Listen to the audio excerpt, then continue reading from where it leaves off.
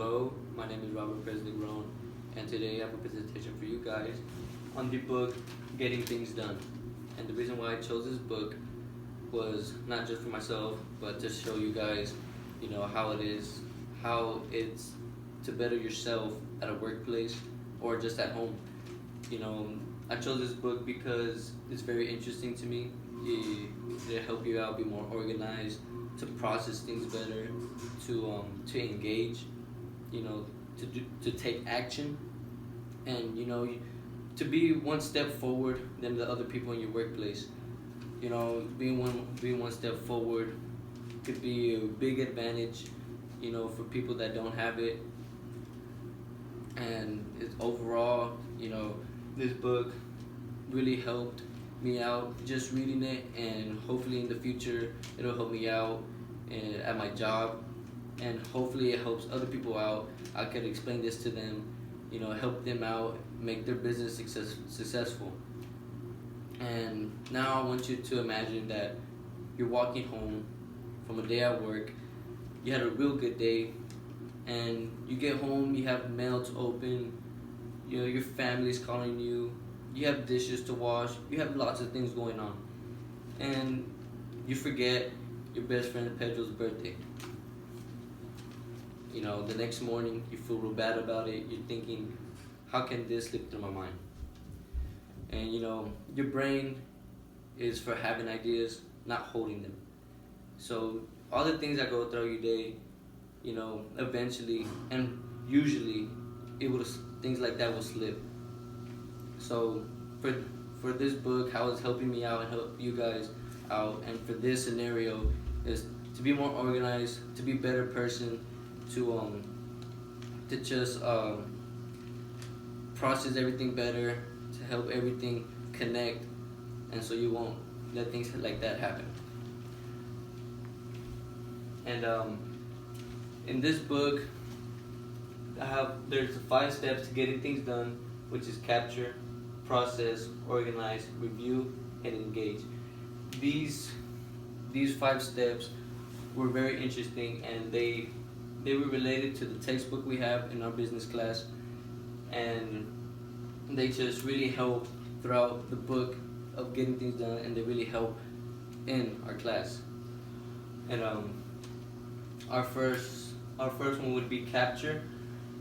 To gather all ideas, tasks, projects, and all bits of information that come your way of every day. By doing so, no thought, idea that created in the mind will be gone forever. By this, you capture ideas, you put them all in a file in your brain. Everything you do, any idea, is just having that creative mindset. Everything you do gets stored in, and I have more steps to that would help you capture it, and it would help you process. You gather it all up, you know what to do, you organize them, and it will just all the ideas that you capture would help you a lot. Business mindset: a view of business that considers the myriad decisions that must be made and the many problems that must be overcome. A business mindset, I really think, is very important to yourself, to myself, and in our business class, or in business in general. Having that good mindset would help you to success, would help yourself, and would help yourself help your business become successful. And the next step I have for you guys would be process.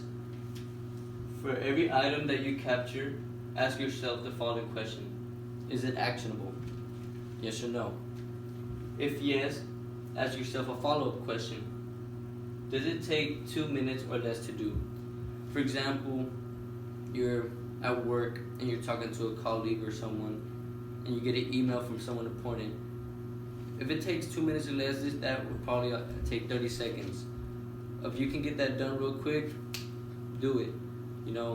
It shouldn't take long. It won't take long, and then you'll get back to doing your task, whatever you're doing, talking to whoever you were. So if it is 2 minutes or less, do it. On the other hand, if not, do the action later. If no, you can either discard it or save it for later. You can write it down. You can do it one day down the road. As in, maybe type it on your phone nowadays, how technology has advanced. We can write stuff in our notes, or we can write it down in the calendar. If you can't do the action, that's 2 minutes or less, or you're talking to somebody that'll take 20 minutes, do that later. If you know it's gonna take 20 minutes, do it later. If you have other things that you have to do and it won't be 2 minutes or less, do it later. Our next slide and our next step would have to be organized. And the way I did this, I divided organized into 3 columns, how it is in the book. And in the book, it had project, time, and context. Let me start with project. Project is actions related to a particular project, something big. For example, building a deck for your next presentation. Probably something I'll do later. Or setting up a Christmas party for your family. All that stuff are something big. It's something you have to be organized about. Take your time. You get the things right. You capture your ideas. All the ideas for your next presentation, or all the ideas for your next Christmas party. You process it. Like from the last slide, you process all that. All the ideas, you capture, process, you organize. And time, which is our next column, actions that have some sort of deadline or specific time. Set on a calendar or on phone. For example, a friend's Pedro's birthday, like from the scenario in the beginning. That's really important. From the book and in the textbook.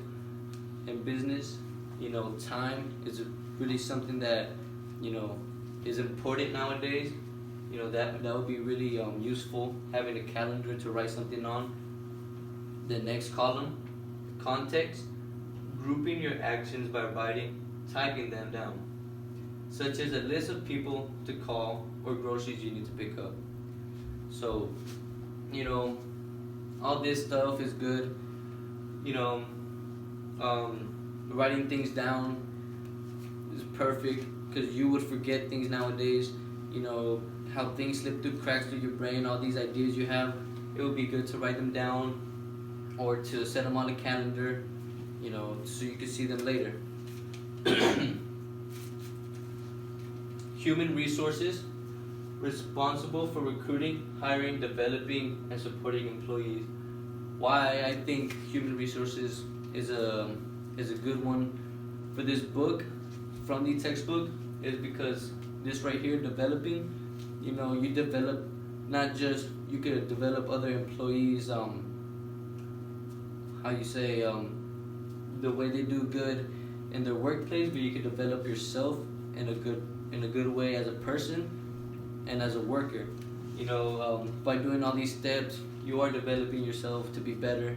It's really good for you in the business. It'll make you more successful in life, not just at work, but in your home, maybe with the family.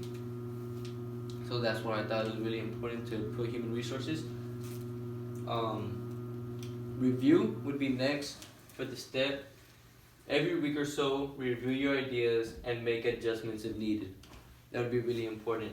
Ask yourself if everything where it's supposed to be. Is there a pile of information somewhere that you need to be processed? Every month, take some time and make sure you review your short-term goals. All this is important. You review it. You make sure you got things right. Make sure there's no mistakes in your organization, in your process, capturing all your ideas. Reviewing all this would be perfect for anything. And our last step, engage. Take action. Now that you have your calendar full of all the tasks you need today, your project list will tell you what you need to do for your project to move forward. That is where you use your context to help patch things together. Now that you have everything organized, you processed everything, all your ideas are captured. You know, you have everything settled. You're just doing everything right. Now you engage and you take action.